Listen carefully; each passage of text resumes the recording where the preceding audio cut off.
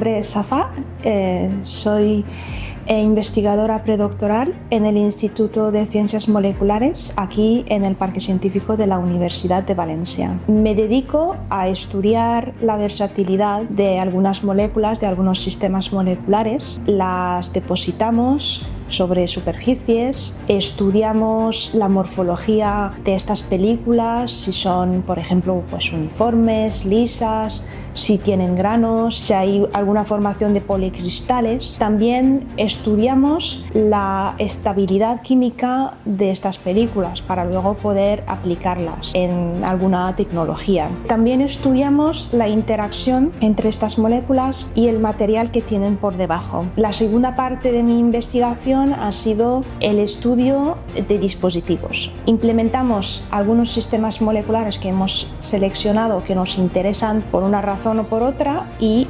medimos, por ejemplo, la conductividad eléctrica, cómo cambia la conductividad eléctrica con la temperatura o la presión, o aplicando un campo magnético, o irradiando con un láser, con luz, etc. Finalmente, también hemos descubierto la capacidad de una molécula en autoorganizarse sobre superficies en el estado sólido, y entonces hemos decidido estudiar estas estructuras dendricas porque además de tener una conductividad un poco más mayor que las películas, hemos visto que tenía una emisión de luz muchísimo más mayor que el polvo. Todo eso por decir que cada molécula realmente es un mundo, es un universo. Lo más importante es sobre todo el progreso científico, el conocimiento que tenemos del mundo que nos rodea, de los elementos, de los compuestos que lo componen.